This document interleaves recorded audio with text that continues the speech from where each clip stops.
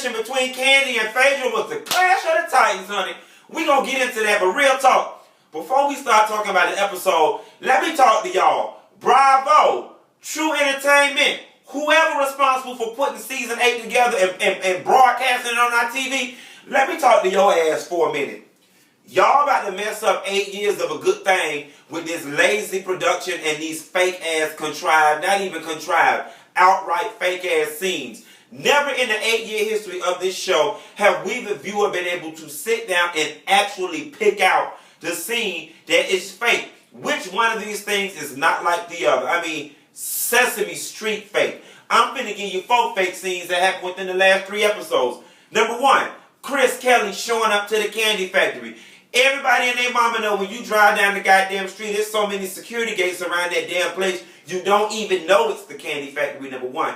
Number 2, there's so many security gates in that goddamn car box that you always call that ring the Johnny office who do not work there no more.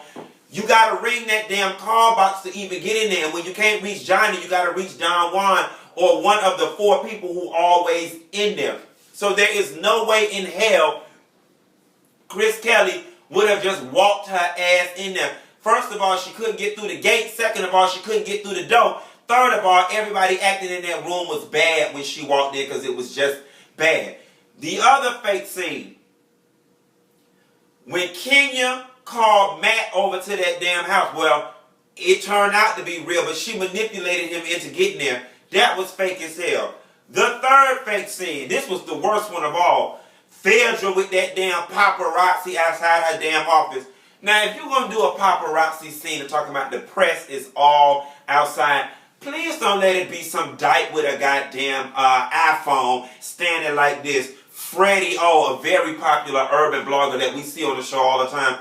And the maintenance man from the building with your damn camera. And then your acting ain't good. Phaedra, can we get questions? You can, Freddie. Like, come on. And then the last, fake scene, which was the one? Oh. Cairo doing this photo shoot. Y'all panned the camera to Bob too quickly, and we were able to see all the lead time he had in the hallway. And then everybody who can't act, the fake surprise look is the stutter step. What's going on in here? Oh my God. It's like, Bob, you're a funny guy, but it wasn't funny. It was corny. It was contrived. It felt fake. And speaking of Bob, is you on drugs? Bitch, what in the dog fuck is you taking that you walked into a 7-minute scene dry as hell, and by the time your ass exited stage left, you look like somebody had dumped the damn cooler of Gatorade on you after y'all won the damn Super Bowl. Bob, is you taking caffeine pills? Is you taking that damn hydroxycut or something that got you in there, sweating all over the people equipment and good God almighty. Sheree child, no wonder you tried to take his money, his house and his car. That bitch wouldn't crawl up on top of me and do his business, sweating like a damn torrential rainfall. No God, honey. Anyway, y'all about to fuck up a good thing. I would hate to see this show just go to hell quickly because the ladies don't want to do their part to just, be genuine, and production doesn't want to be their part, be creative. When all else fails, when things have gotten stale and stagnated, shake it up, mix it up. I mean, that's a common, learn that in my MBA program. Shake it up, mix it up, meaning if y'all been using the same set of producers for 8 years, maybe it's time to mix their ass up, let some of them go, bring in some new people, and same thing with this cast. I love my brown girls. I love this current cast. I got a personal relationship in some way or another with all of them. But my video is to speak to the integrity of the show. And honestly and truthfully, it's time to let them go. Okay? Don't just have them in the background. Stop keeping them around. It's about time to let them know. You got a real man, so he's gotta go. I was listening to it on my Pandora radio box the other day. Anyway, girl, let's get on into this episode that I done read these people about their fake ass production, horrible acting, and tired ass storylines. My hair is laid like the Clash of the Titans, baby. So let's just start with Portia's story because that's what's coming to my mind. That boy Todd is cute as hell, honey. Yes, he's got a smile only Colgate could create. Ooh, I'm getting better with my rhymes. Kandi, I might need to get in the booth and rap again. Yes, God. Lord knows if you can get in there and make magic with Rashida, you can do a little something with me. And I ain't even trying to put my legs to the moon. Legs to the moon. Yes, I'm trying to get in the booth real soon. Booth real soon. You heard that vibrato. Yes, God. Portia.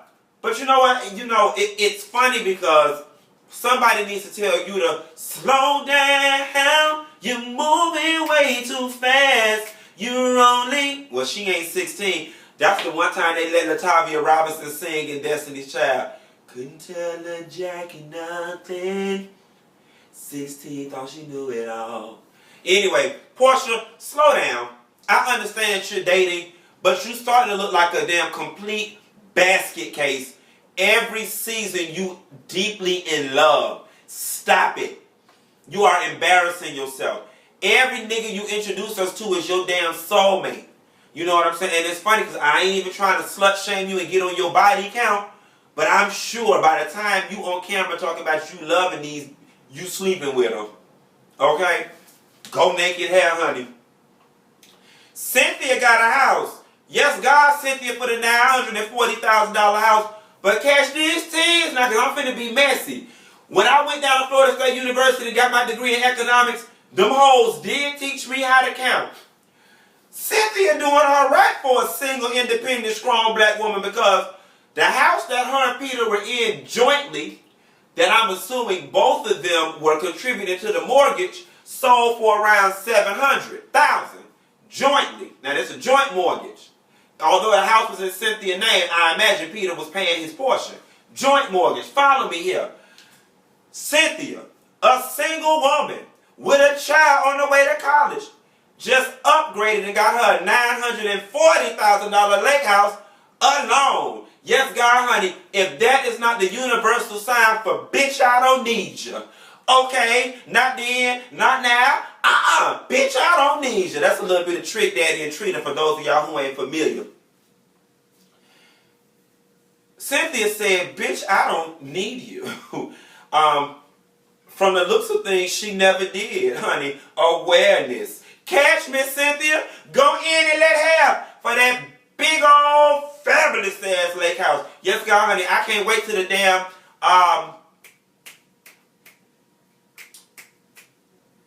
premiere party, housewarming. Okay, Cynthia, I got Phaedra, Kenya and Matt. We're going to get on Kandi. What else went on? Kenya and Matt. First of all,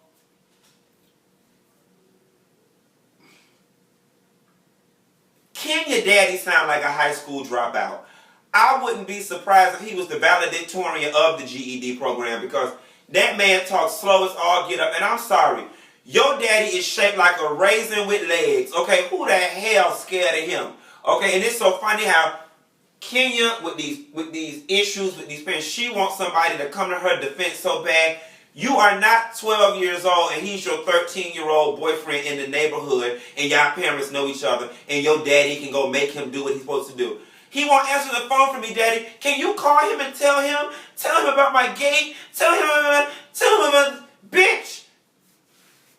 Kenya, you almost eligible for AARP. Okay, bitch, you is entering retirement age. I'm sure at this stage of your life, you don't need your daddy to fend for you, okay? Cut it out. And I'm sorry. Like, I'm just not understanding. Okay, roll with me 1 second here. Let's just go with we're all aware that the relationship with Kenya and Matt is fake. Okay, let's just go with that. At the point in which Kenya, you now know it's fake, Matt know it's fake, and the viewers know it's fake, you keep saying, if you want to stay, then stay. If you want to go, then go. So which one is it? Bitch, he trying to go. He trying to go. But girl, you keep making a man come here because you ain't got nothing else to... Girl, at least if you're going to Kenya, come around here and get me. We'll film together. Hell, at least I'm domestic. You won't have to pay travel or lodging. You just pay my booking fee. Come around here. I mean, girl, this would be a great story. We were enemies. We became friends, and then you converted me, baby. Then we started going to Phaedra Church. Yes, God, honey, you know we going to Phaedra Church. It's some full of bullshit, lying, talking about I'm straight, like Andrew Carver. Kenya, give it up. Leave that plot behind. But you know what I want to see though, what would be good? Mama Joyce goes on a date with Kenya Daddy. Yes, God, honey, that'll be an old drunken ass messy dinner with Aunt Bertha and Aunt Nora in the back or in Joyce's ear telling her what to say. That'll be funny as hell. Anyway, on to the main event. Phaedra and Kandi. I ain't finna spend a whole lot of time on it because let me tell you something. Kandi showed up to that thing and she was like, listen, let's skip all the pleasantries and get down to the business. Now, I hate to take sides in situations like this because I see the wrong in both of them. But I'm going to tell you something. In this particular instance, I kind of rocked with Kandi when she said, I hope Phaedra didn't think that she was going to have a dinner and pretend like there are not a shitload of other issues that we're having. And the only thing we were going to sit up here and discuss was my mama, which at the end of the day, insert Kandi's go-to line, I can't control her, I ain't responsible for her, so on and so forth. I'm with Kandi on that. But I said this to y'all before in other videos. The true reason their friendship could not heal is Phaedra confessionals and Kandi's peanut gallery. I don't give a good goddamn, but y'all don't understand is, let's just say whatever the situation is that caused tension between them happens in January, okay? Then they go back and film the confessionals in August. So you did it in January, film the confessionals in August, then you watch the show in November, December, then you film the reunion in the following January. So what happens is you end up having to relive a situation that hurt you 4 times, except the first time it was just you in the situation. The second time you see it, you're seeing the person's confessionals, seeing what they really were saying, seeing what their friends were saying. Then you fuss with them about it again at the reunion. You get mad all over again. It's too much. Y'all have allowed outside people, outside factors, social media, opinions stated outside of being face-to-face to really get in the middle of y'all friendship. And I hate it. I hate it. I hate it. I hate it. I hate it. And Kandi, even you said it one time in an interview that you think that you and Phaedra need to work on y'all's friendships outside of filming because the filming was fucking y'all up. But I'm going to tell you something. Phaedra and Dr. Heavenly need to get a show. Phaedra is like me. Because she's smart as hell and her brain races very fast like mine, she can come up with them reads really quick. And Phaedra, though on the outside it seemed like a simple read, you be cutting them holes to the white meat. Especially talking about, you know, that lady husband and stuff. It's so funny. Last season when I heard her say Todd was scrounging for change, he was like, you got my check. I knew that. I said, oh, bitch. That's deep. I knew then that was going to cut. And it's so funny that that's the one thing Kandi brought up. But moving right along, you know, Kandi, you need to control your peanut gallery, and Phaedra, you need to watch your goddamn mouth in them damn confessionals. And maybe, y'all, I hate it when y'all both said to each other, so I guess it's obvious we're not friends anymore. Y'all need to fix that because God's not pleased. This is not for the glory of the kingdom. But since we own it, let's talk about it. Phaedra, girl, you better be careful inviting people to dinners who know all your business. Because Kandi pulled a rich white woman move, which was like, girl, on the strength of the friendship that we once had, you know, I'm not even going to get into it with you, girl. Because if I spread all your business on this camera, there ain't no coming back. Either that or Kandi knew she couldn't go too damn far because you knew some of her business too. Because Phaedra had no business saying, we know things about each other. But let me tell you something. Kandi had no problem letting it be known, and this is when she knocked your ass out, Phaedra, down to the boxing ring. She let it be known, Girl, don't sit up here and act like you just going through all this because you was dating other people, counting down the days Apollo was leaving so you could get on with your life, and you presented it to me like it was a stress relief. And I'm going to tell you something too. Phaedra, she got me side-eyeing the fuck out of you when she said you cried to Nene about our relationship, but not about your husband. And you talking about, well, maybe I loved you more than I love my husband. Now, girl, they said all y'all around there was lesbians. Sheree, Kandi, Phaedra, y'all try to get Portia in that pot, child. And hell, Cynthia, I love you, but you a model. As much titties and shit you don't see backstage. You don't dip in the lady pond a little bit. They say all y'all lesbians. That's probably the real tease right there, that pent up frustration down in your twat.